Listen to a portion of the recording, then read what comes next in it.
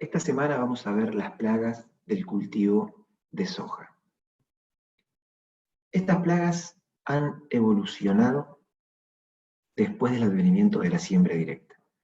Antes de la siembra directa teníamos presentes en los cultivos de soja orugas defoliadoras, barrenador del brote y una especie de chinche que era Nesara viridula, la chinche verde.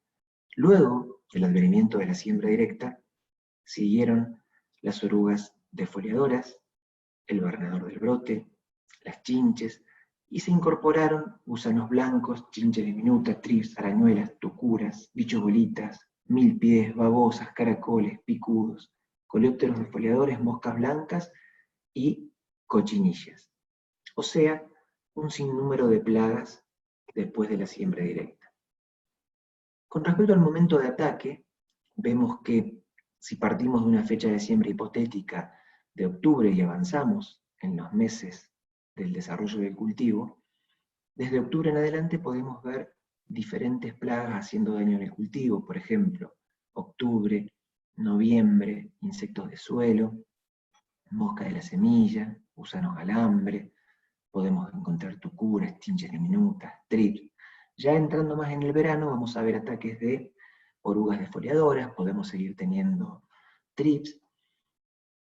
Más adelante del cultivo, en marzo, podemos ver barrenador del brote, y también puede estar también en concordancia con lo que son las chinches. Cada una de estas plagas las vamos a abordar en detalle para ver el daño que causan y cuáles son las especies más importantes. Con respecto a los insectos de suelo u otras plagas comunes de cultivo, ustedes ya han visto en los teóricos anteriores, pero vamos a hacer un breve resumen. Básicamente, dentro de los insectos de suelo sabemos que en la zona el más complicado es Dilobodерus aterus, en donde genera un daño bastante importante en la mayoría de los cultivos, y soja no es la excepción. En el INTA hay un índice denominado el índice DILAB, que relaciona a el resto de los gusanos blancos con esta especie. Por ejemplo, un Dilobodерus aterus hace el mismo daño que 6 ciclocéfalas. Entonces, cuando uno hace un monitoreo de suelo, tiene que hacer la relación para ver si estamos o no dentro de los umbrales de daño. Esta es una fotografía ilustrativa que muestra el daño de insectos de suelo de gusano blanco, cómo se da marcadamente en ciertos sectores y en ciertas superficies del lote y del terreno. Donde ellos atacan, podemos ver que el stand de plantas que deja es muy bajo y muy probablemente en esa zona tengamos que ir a una resiembra. Acá vemos cómo es el ataque, comiendo las raíces, dejando esa planta completamente débil, muriendo o después secándose.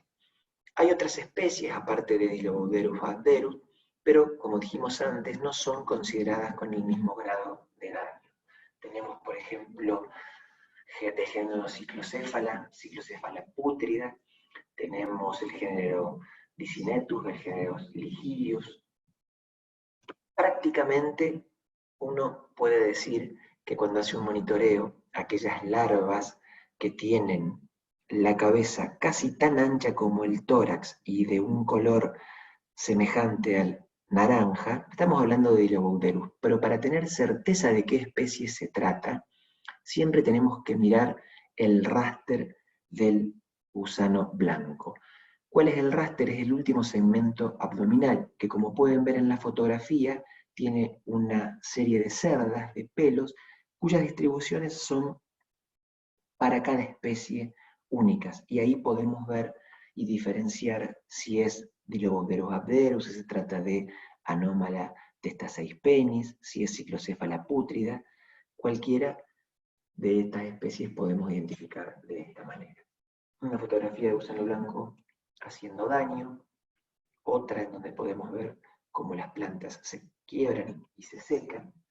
Si nosotros movemos el rastrojo podemos ver los huecos que hacen en la superficie. Muchas veces, si no tenemos pala o no queremos hacer un monitoreo, podemos mover el rastrojo y estimar la presencia o la ausencia de esta plaga. Este es un típico monitoreo en donde tenemos que remover un volumen de suelo determinado, en donde podría ser 30 por 30 y haciendo determinada cantidad de monitoreos podemos llegar al metro cuadrado para estimar la cantidad que tenemos. El ciclo del gusano blanco más importante, que es Diloboterus abderus, podemos ver que diciembre, enero y febrero está en estado de huevo, ¿sí? Larva puede ir de febrero a noviembre, prepupa y pupa octubre y noviembre, y los adultos las podemos encontrar desde diciembre hasta finales de marzo.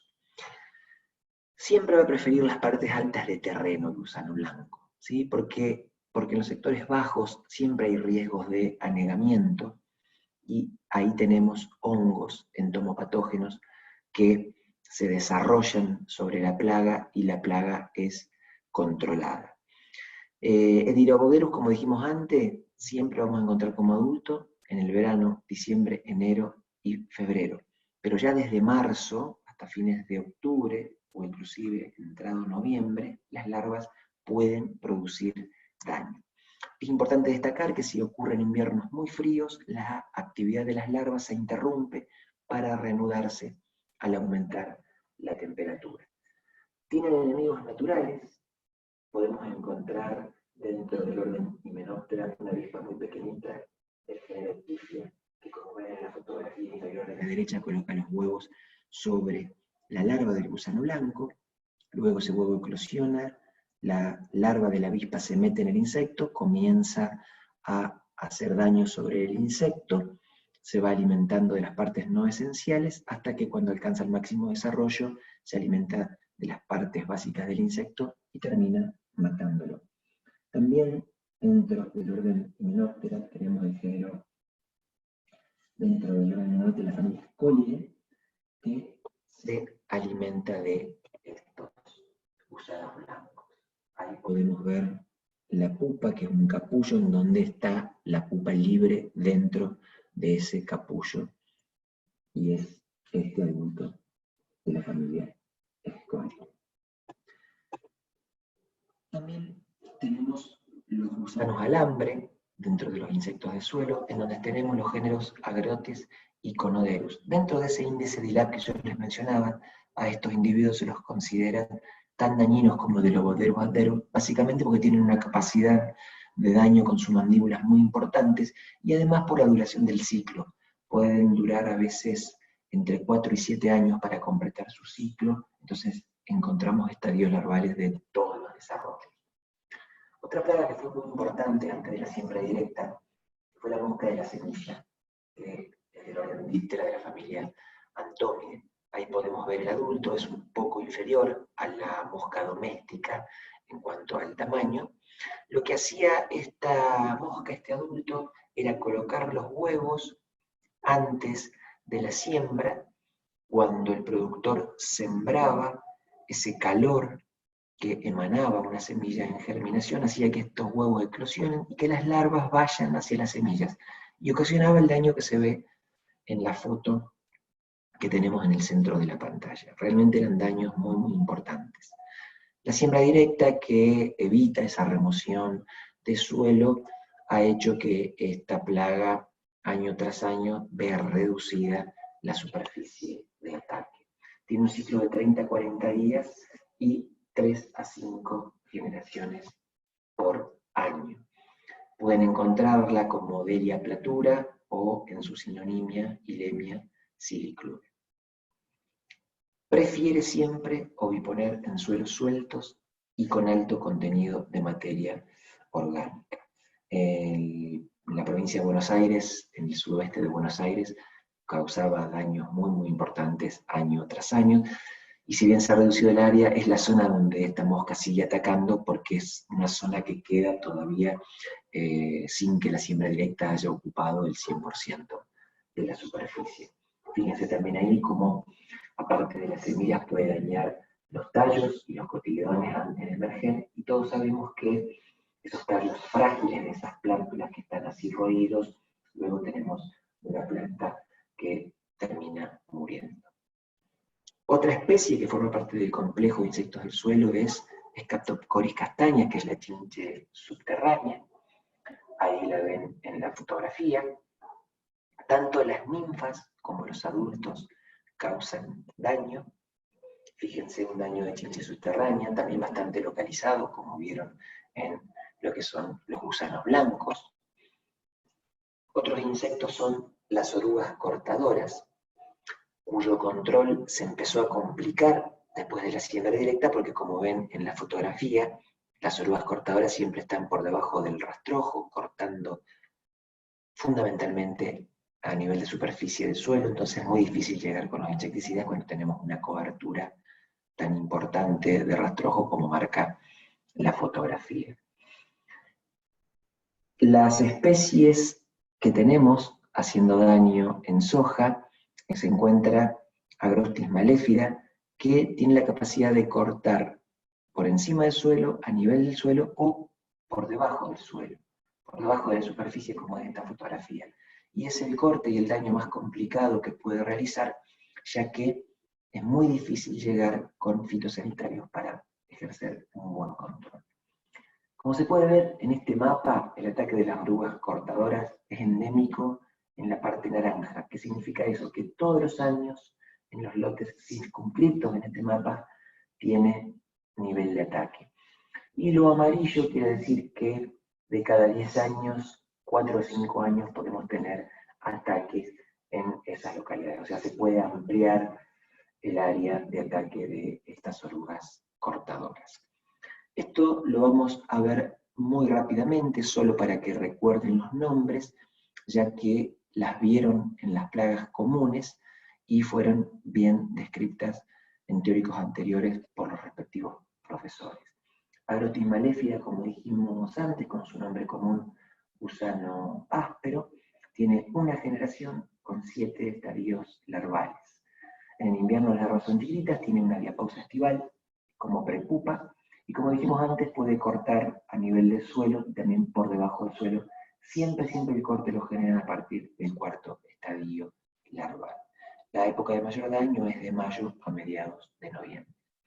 Prosaglotis hipaetina, ahí pueden encontrar la sinonimia como Feltia hipaetina, también tiene una generación con 7 estadios larvales. Estas dos especies son las denominadas univoltinas, tiene una diapausa estival como prepupa, pero solamente puede cortar a nivel de suelo, y siempre a partir del 4º estadio larval. Comúnmente se la denomina gusano pardo. Como la anterior, la época de ataque es de mayo a mediados de noviembre.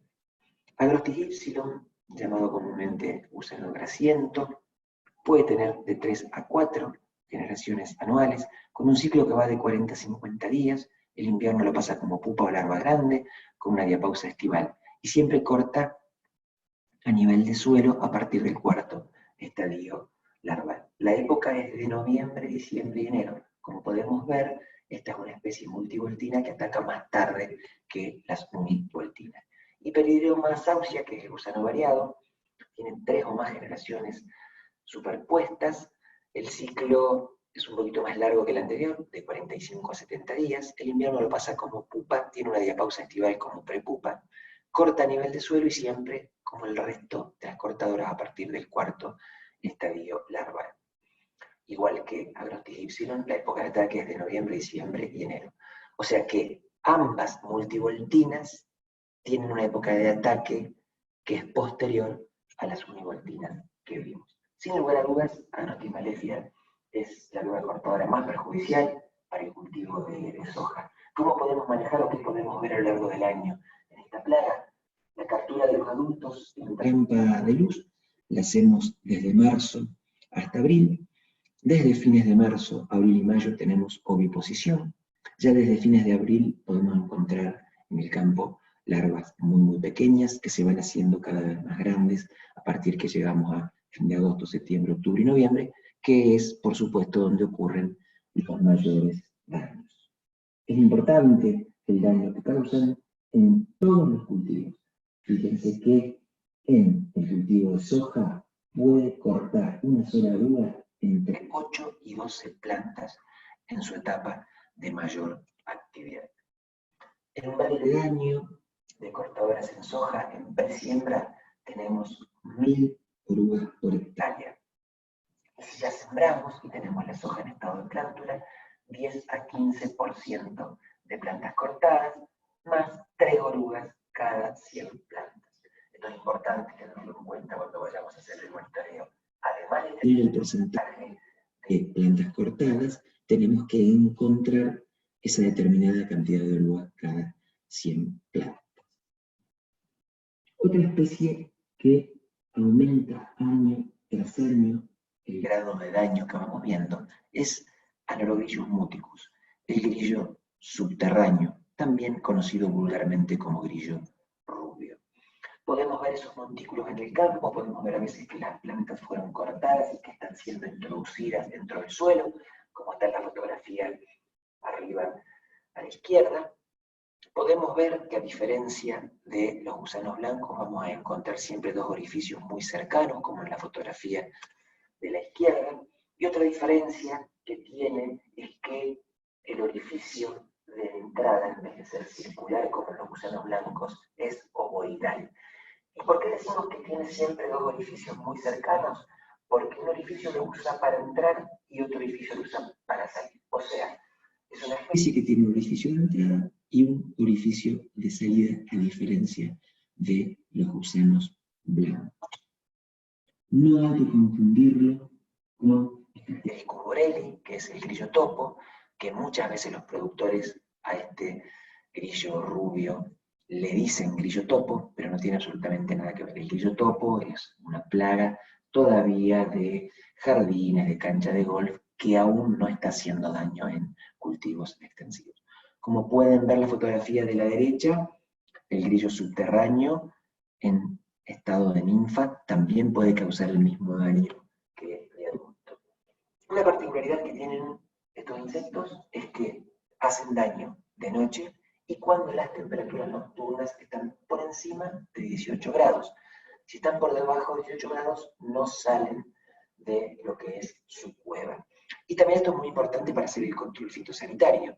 Si yo quiero hacer el control esperando que la plaga esté afuera, tengo que ir una noche que las temperaturas sean superiores a 18 grados. Si voy en una noche donde la temperatura es inferior a 18 grados, tendré que elegir un producto que sea persistente por una determinada cantidad de días, como para yo asegurarme que en las sucesivas noches la temperatura suba a esos 18 grados y poder hacer el control de esta especie. Esta plaga tiene un ciclo biológico de una generación anual, en donde en los meses de enero y febrero se da la oviposición. A partir de marzo ya tenemos ninfas, como dijimos antes, con capacidad de hacer daño.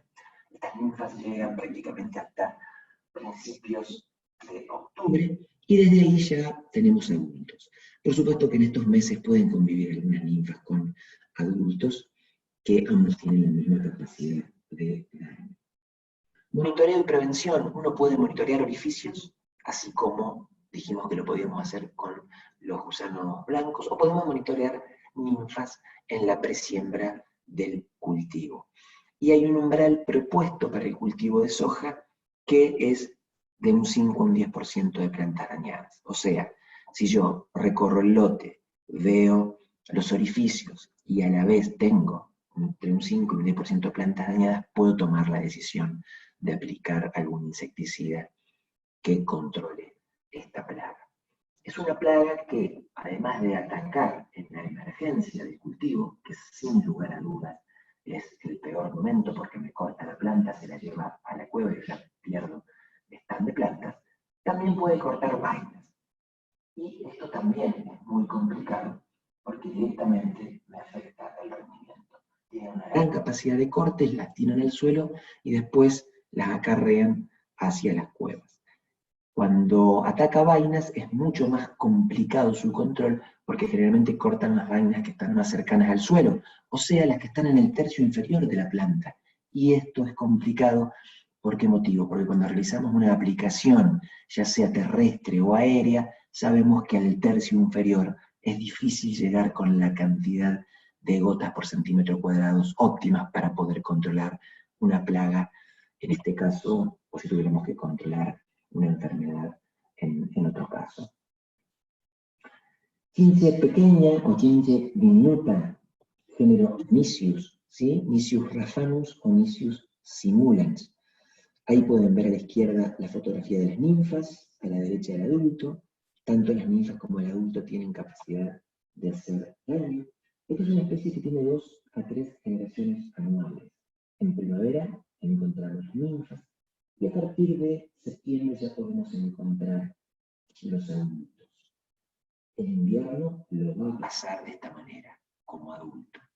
¿Qué es lo que hace que esta plaga tome preponderancia y me pueda arruinar un lote en implantación, que es donde ocurren los mayores daños? Escasez de precipitaciones, barbechos invadidos por malezas, cultivos en siembra directa y etapa de germinación. La peor combinación son aquellos lotes que están muy enmalezados. Nosotros hacemos una aplicación de barbecho para matar esa maleza, sembramos, entonces la chinche diminuta que estaba en la maleza se va al cultivo que sembramos y empieza a emerger porque esa maleza está siendo secada con la aplicación de barbecho. Por eso es recomendable, si nosotros monitoreamos y vemos que se encuentra esta chinche diminuta, agregar al tratamiento de barbecho para malezas un insecticida. Las malezas hospederas pueden ser compuestas como gamochaeta, tanto espicata como filaginia, pueden ser brasicáceas, como brassicarrapa, Capseleusa pastori, rapitrugosos, y por ejemplo, en el noroeste argentino, está sobreverdolada, ¿sí? Portulaca oleácea es una maleza hospedera de esta plaga. ¿Cuándo se debería realizar el monitoreo? A las primeras horas de la mañana y al atardecer. No realizarlo nunca durante el día. ¿Por qué motivo? Porque la vamos a encontrar debajo del rastrojo. Trata de evitar la desecación, como muchas plagas lo hacen, y se esconde debajo del rastrojo. ¿Cuál es el umbral de daño económico propuesto?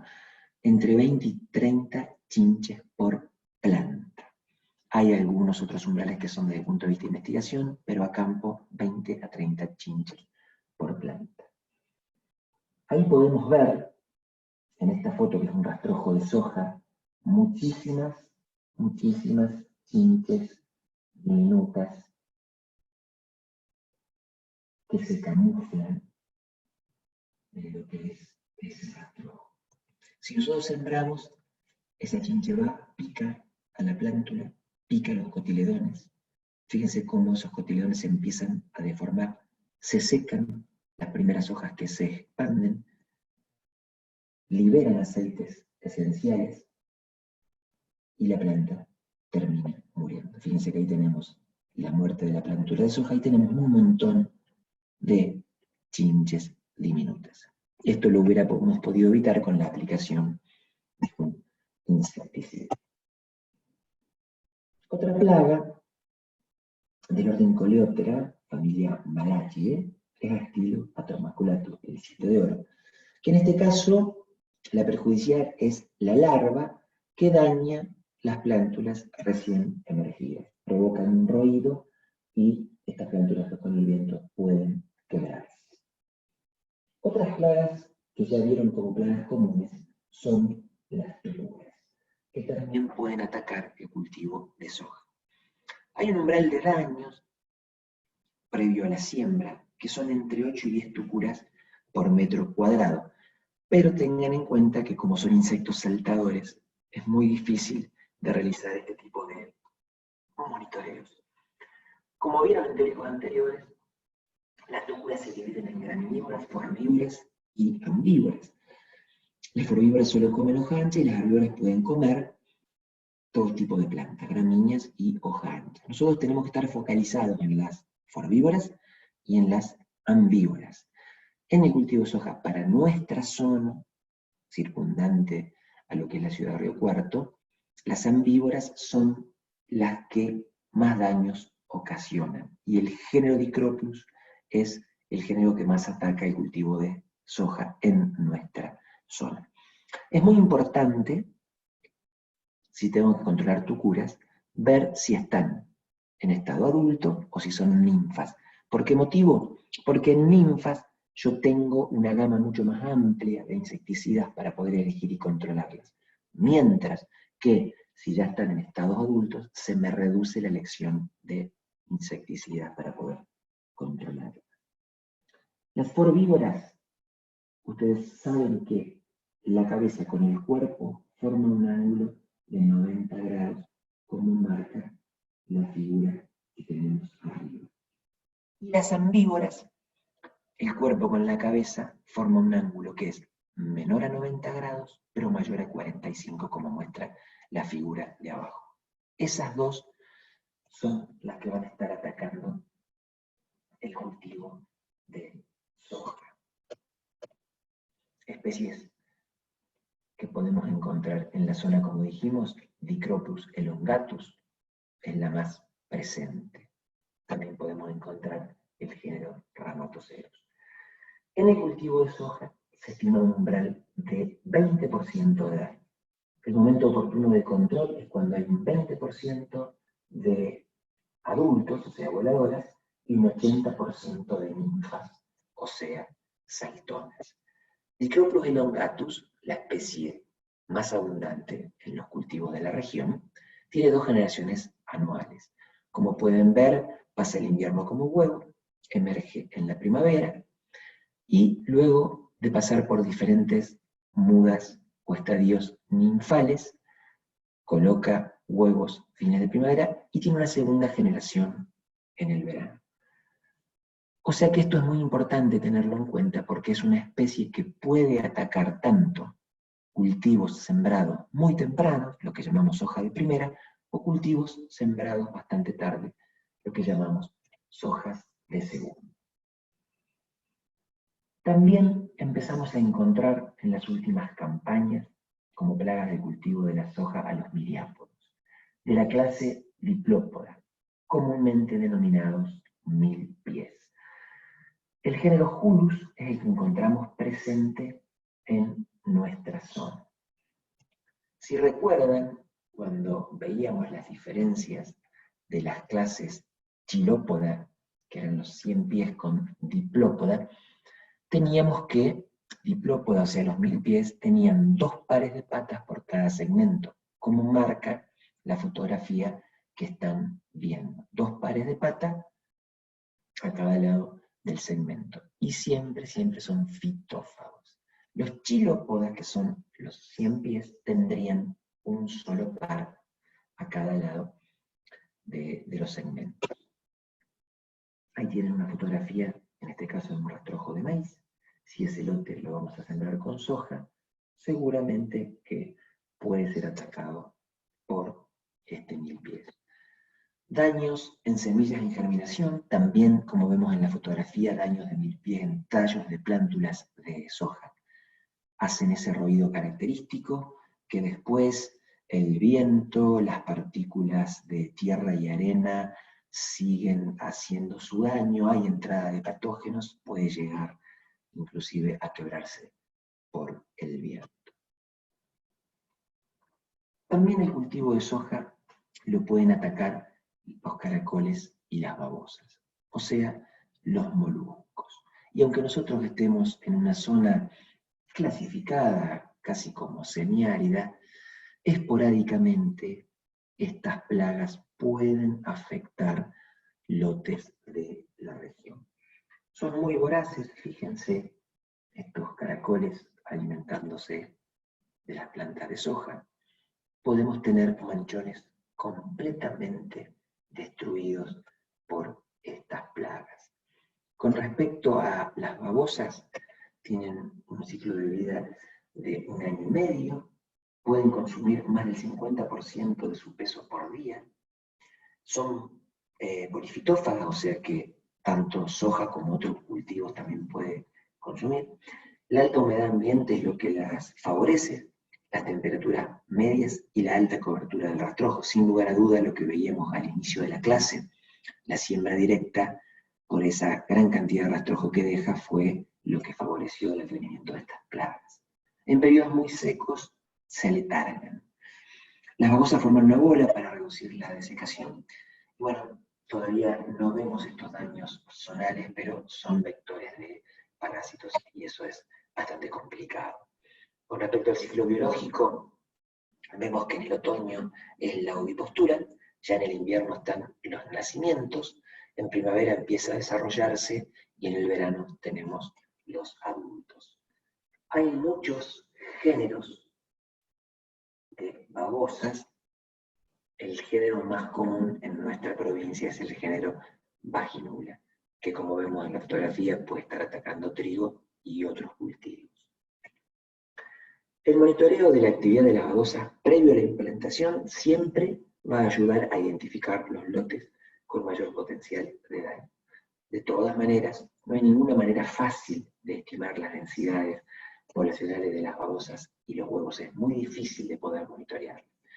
Un método es buscar rastros en la superficie del suelo o a la noche con linternas y contar el número de babosas, en nuestro caso, por metro cuadrado. Como pueden ver en el título, esto está adaptado de una universidad de Estados Unidos. Las babosas siempre tienen mayor actividad durante las noches cálidas y se ha estimado que el horario de mayor ataque se da entre las 11 p.m. y las 2 p.m. La babosa de jardín es muy sensible a las condiciones ventosas, por eso debe evitarse las noches con vientos para realizar el monitoreo.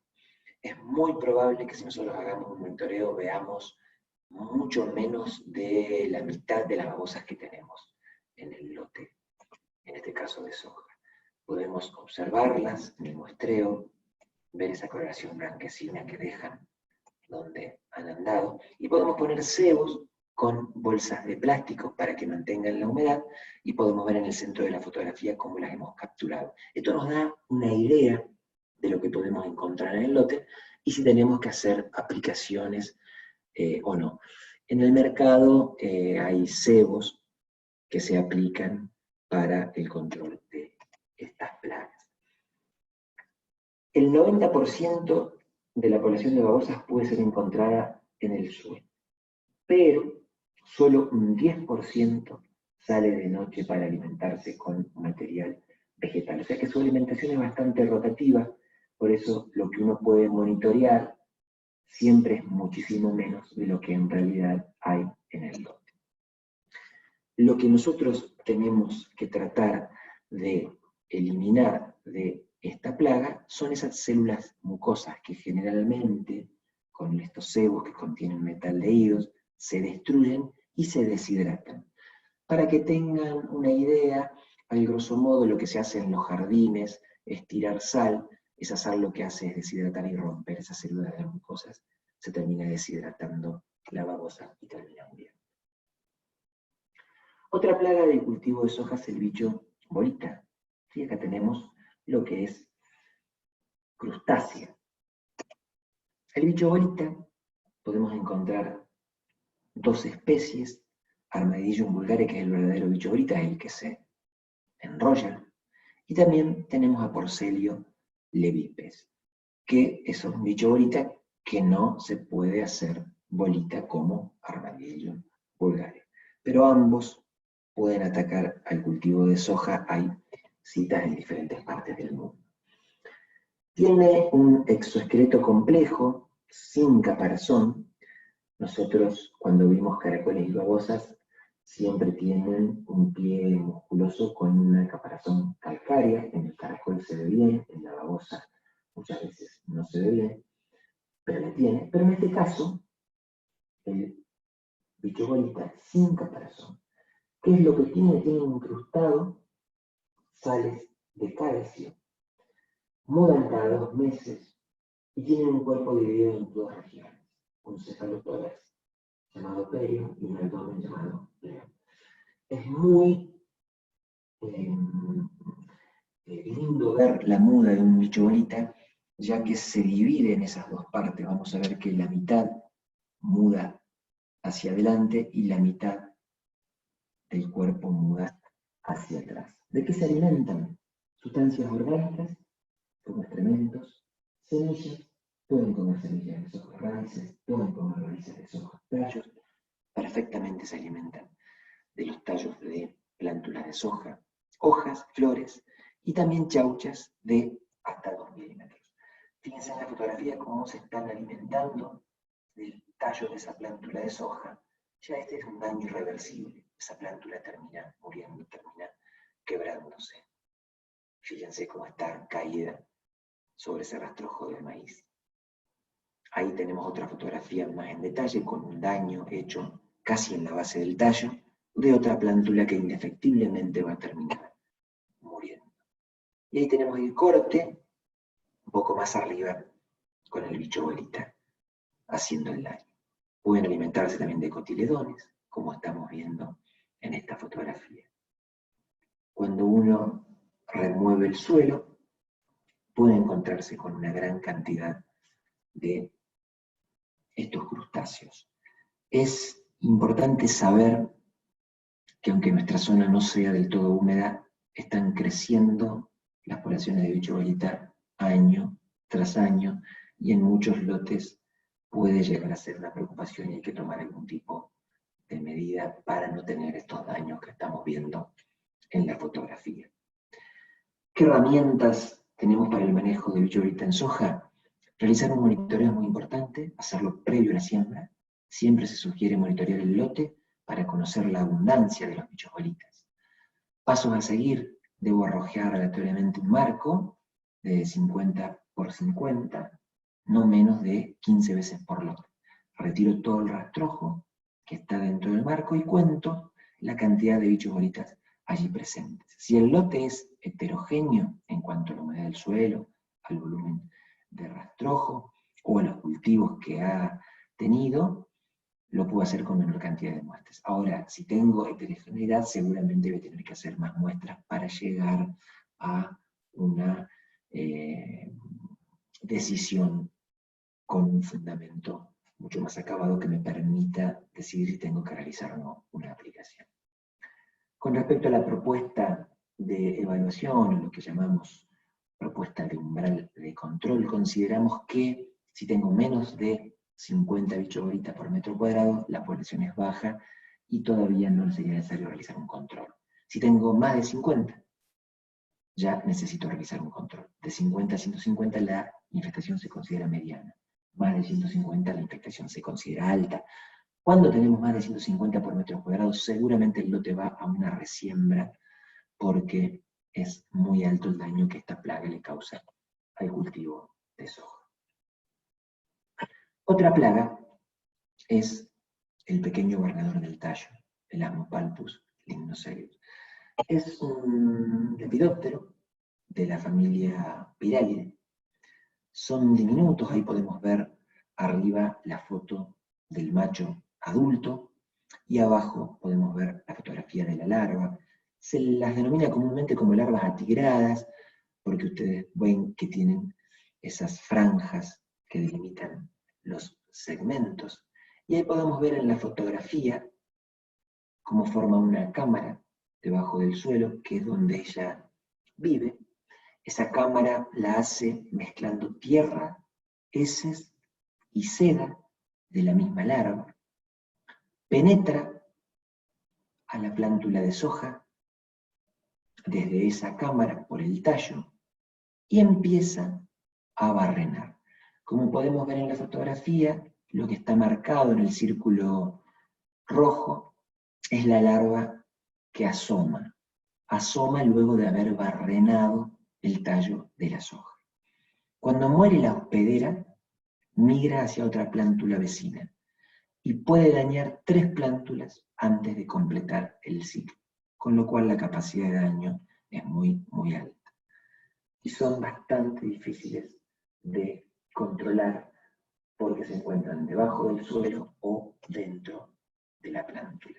El ciclo es de 30 a 50 días, esto depende de la temperatura, puede tener de 3 a 6 generaciones al año, tiene 6 estadios larvales, más o menos los completa entre 15 y 21 días. El periodo de mayor susceptibilidad del cultivo es 30 días desde la emergencia, cuando tenemos esos tallos poco lignificados que le permiten penetrar con mayor facilidad a la larva. ¿Qué condiciones predisponentes tenemos para el ataque? Suelos sueltos y arenosos, que coinciden con la zona. bajo contenido de materia orgánica, que también coincide con la zona, sequías y altas temperaturas, nosotros tenemos muchos veranos también con esas condiciones, pero fíjense que en siembra directa hay menor incidencia de ataque. ¿Por qué motivo? Por el efecto negativo de la humedad del suelo. Hay más hongos, hay más entomopatógenos y se ve reducido el ataque. El umbral de daño son 10% de plantas atacadas o 2 a 3 larvas por metro de surco es lo que toman en la provincia del Chaco. Una plaga muy importante para el cultivo, que año tras año aumentan sus poblaciones en prácticamente todos los lotes, son los trips. Los trips yo les llamo la plaga silenciosa. ¿Por qué motivo? Porque es una plaga que no corta hojas como puede ser una oruga defoliadora, que es muy chiquitita para poder verla con facilidad, pero que siempre que está va a hacer un daño que seguramente repercute en un rendimiento menor. Fíjense en la fotografía que pueden tener un tamaño de 1.2 milímetros. El ciclo biológico de esta plaga dura aproximadamente entre 8 y 15 días, esto va a depender de la temperatura, en promedio en nuestra zona podemos hablar de 2 semanas. El huevo lo completa en un periodo de 2 a 4 días, luego tenemos la ninfa 1, que también de 2 a 4 días, la ninfa 2, de 2 a 4 días, estas ninfas tienen gran capacidad de hacer daño, tiene periodos de reposo, que los pasa abajo del suelo, debajo de la hojarasca, que son la pseudopupa 1 y la pseudopupa 2, y luego emerge el adulto. Ese adulto puede vivir entre 30 y 45 días, y la hembra puede colocar entre 150 y 300 huevos. Es muy difícil aplicar un fitosanitario que tenga una gran persistencia dentro del cultivo, porque como los estados de reposo están debajo del suelo, no podemos llegar con el insecticida. Emergen los adultos y los ciclos se vuelven a reiniciar. Calotris fascioli es la especie de tris más perjudicial para el cultivo de soja. Ahí pueden ver un adulto a la izquierda, una ninfa o larva a la derecha. Sepan que como estamos en una plaga que tiene una metamorfosis intermedia, una neometabolía, van a encontrar bibliografías que la citan como ninfa o bibliografías que la citan como larva. Está bien dicho de las dos maneras.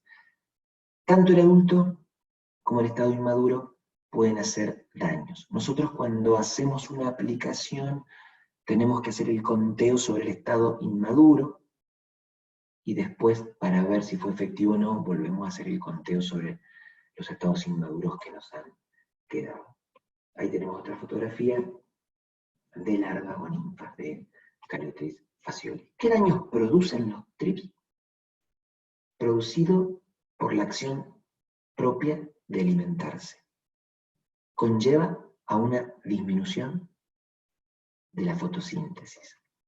Eso conlleva también a una disminución de la conductancia estomática, lo cual genera una disminución en la tasa de transpiración. Todo eso hace, sin lugar a dudas, que si coincide con que el ataque se da en los estadios reproductivos en donde se diferencia el rendimiento, ya sea en el peso de mil o en la cantidad de granos por vaina, seguramente que vamos a tener una disminución del rendimiento si tenemos ataque de esta plaga. También pueden actuar como vectores de enfermedades, transmitiendo virosis, que pueden provocar muchas veces muerte de plantas.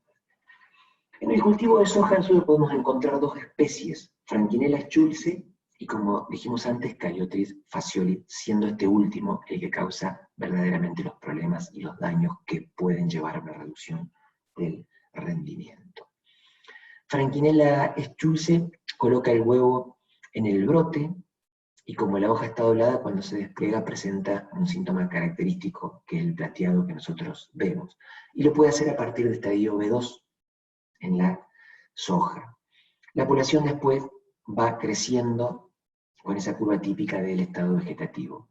Tiene el hábito de esconderse, o sea que no lo vamos a ver en la cara superior de la hoja, y siempre va a predominar en estado vegetativo. Es un problema hasta B3, B4, por lo cual casi nunca tenemos que realizar aplicaciones para esta especie. En cambio, Calotris fascioli, que tiene el típico color negro con bandas amarillas que veíamos antes, prefiere la parte visible de la hoja. La hembra, debido a su aparato ovipositor, encastra los huevos, lo que dificulta mucho más el control químico. Y es problemático a partir de estadios reproductivos, básicamente a partir de R3, donde se definen los componentes de rendimiento. Los daños provocados por estas especies, como dijimos antes, se dan por lo que produce por alimentarse y aparte por la transmisión de virosis. Está en el conjunto popular de los productores tener en mente que una lluvia importante puede bajar la población tanto de trips como muchas veces de arañuelas. Tengan presente que la población de trips no cae por más que ocurran precipitaciones.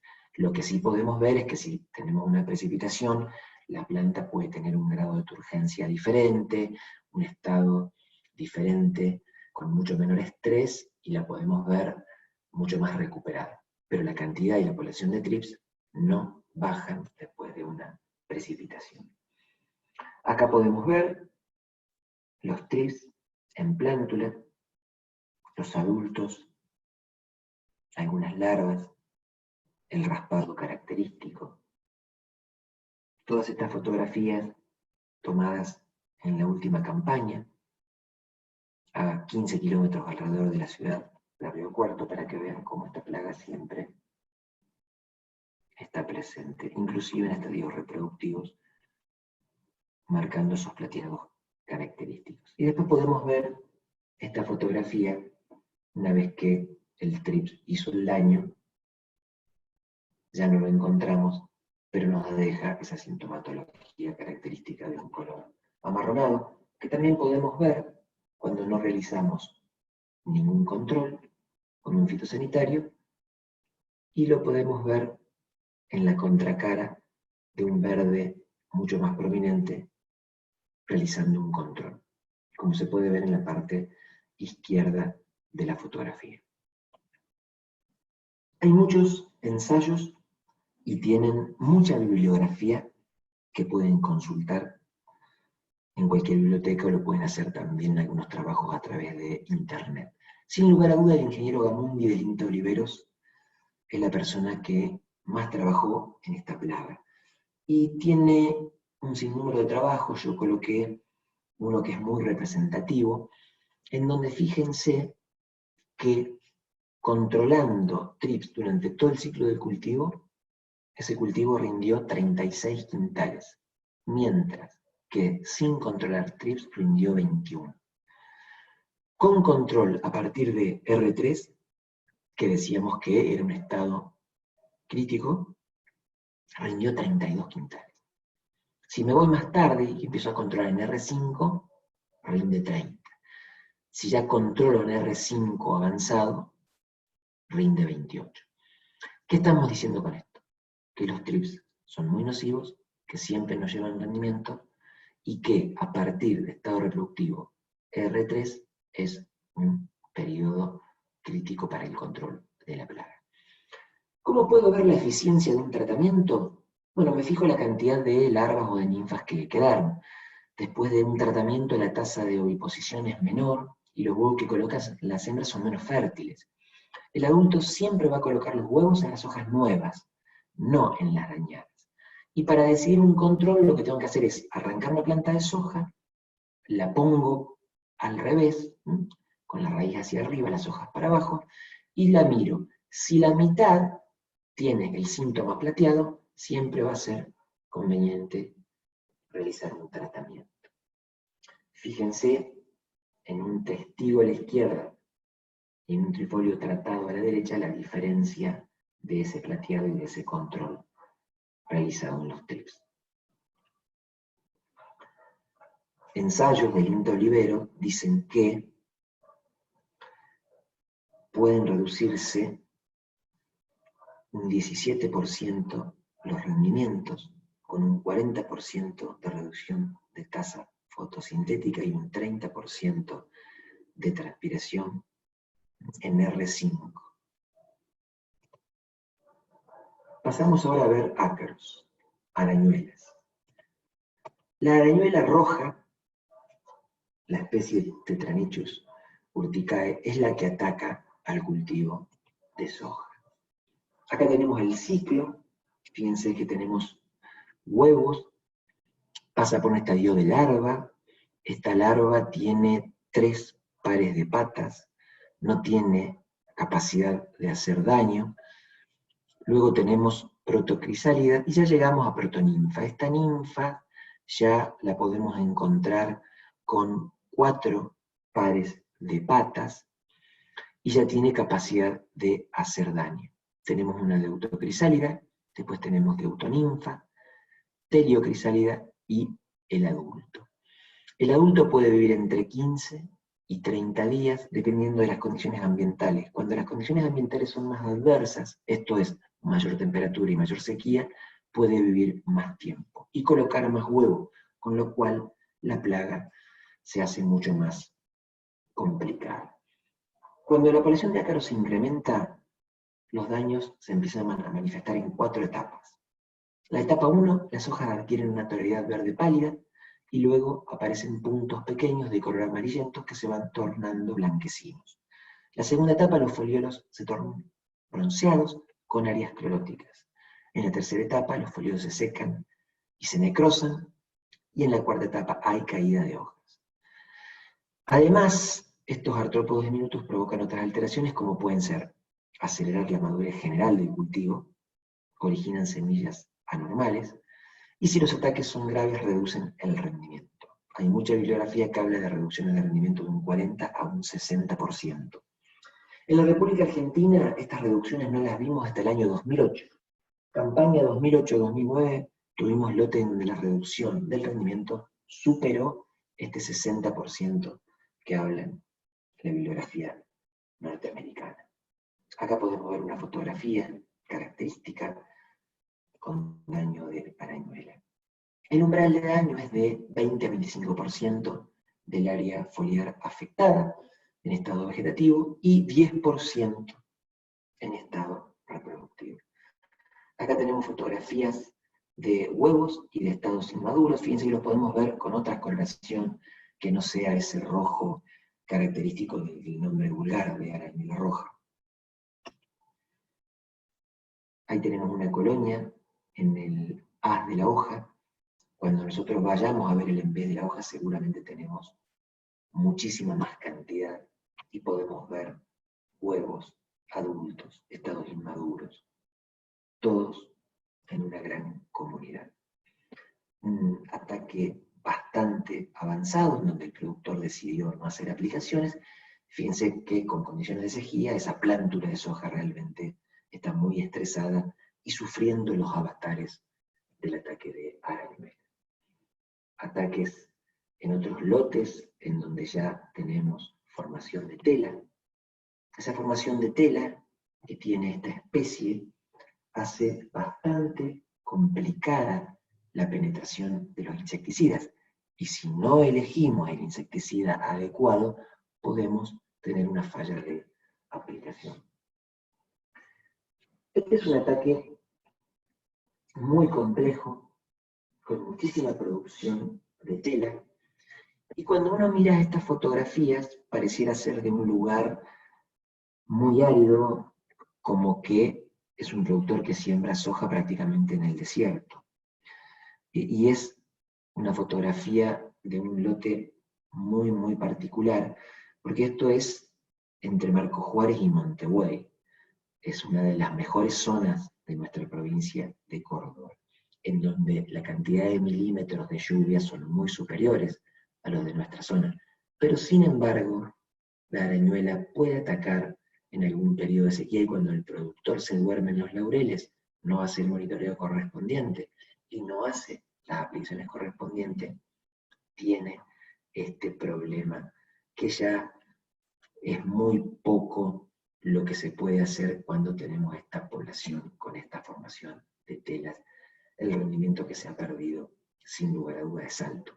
De todas maneras, si yo quiero salvar el cultivo, debería sí o sí realizar una aplicación y esperar una precipitación para que ese cultivo se recupere por lo menos en un porcentaje. Fíjense cómo los individuos de Tetranychus urticae se esconden debajo de esa tela.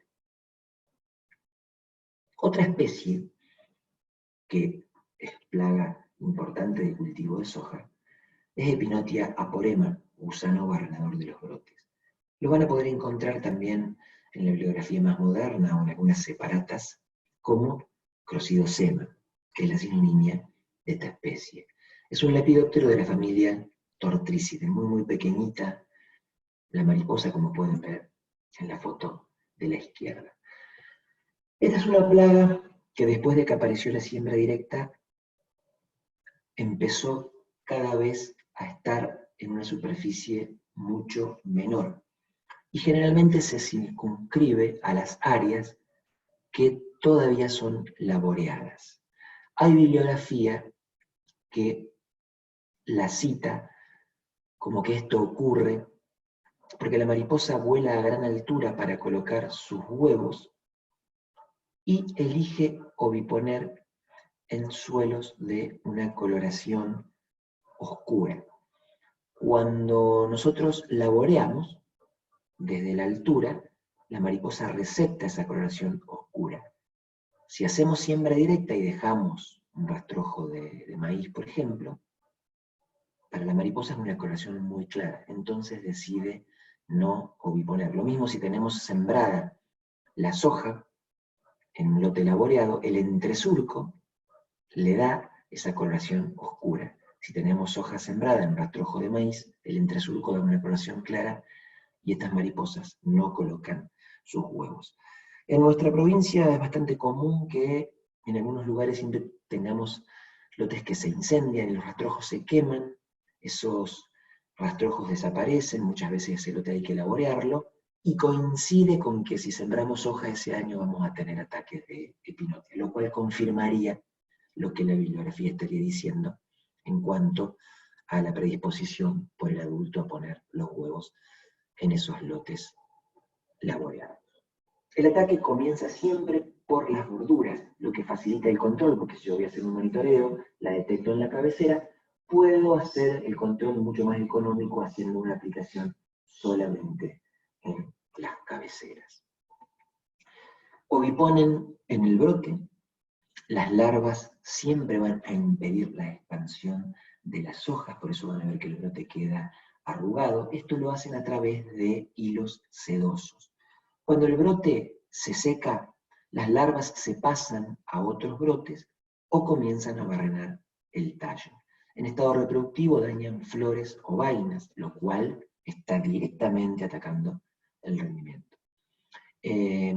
Los ataques se dan desde fines de diciembre hasta el mes de abril inclusive. Pueden tener entre 5 o 6 generaciones anuales y su ciclo se completa más o menos entre 35 y 40 días. El periodo crítico es de R2 a R5 inclusive, y en ese tramo no hay posibilidad de compensar el daño que la plaga realiza. Es una plaga que empupa en el suelo, dentro de un capullo, pero también puede empupar sobre la planta de soja, en este caso. Los umbrales de daño económico en estado vegetativo se dividen dependiendo del grupo de madurez de la soja. Grupos 3 y 4 y siembras de segunda con buenas condiciones, 20-25% de plantas atacadas. Esos mismos grupos 3 y 4, siembra de segunda, pero con estrés hídrico, pasamos a un 10% de plantas atacadas. Vemos que el umbral es mucho menor. En grupos más largos, grupos 5 y 6 en siembras tempranas, con buenas condiciones, 45 a 50% de plantas atacadas. En esos mismos grupos 5 y 6, siembras tempranas, pero con estrés, 20-30% de plantas atacadas. Cuando pasamos a estado reproductivo, hablemos del grupo de madurez que hablemos, siempre el umbral es 10% de franjas infectadas. Por lo que dijimos antes, no tenemos posibilidad de compensar lo que se pierde con esta plaga. Ahí tienen otros gráficos. Todo esto lo van a poder encontrar también en la bibliografía que va a aparecer al final y que también les vamos a cargar en la página para que puedan buscar lo que más les sea de su agrado. Acá podemos ver algunas fotografías con el daño del barrenador. Fíjense cómo con esos hilos de seda siempre retrae el brote por donde está. Ahí la podemos ver ya barrenando el tallo, en donde el control se hace mucho más difícil porque sin lugar a dudas tendríamos que realizar la aplicación de un fitosanitario que tenga traslaminaridad, o sea que pueda penetrar ese tallo y pueda controlar la plaga dentro del mismo.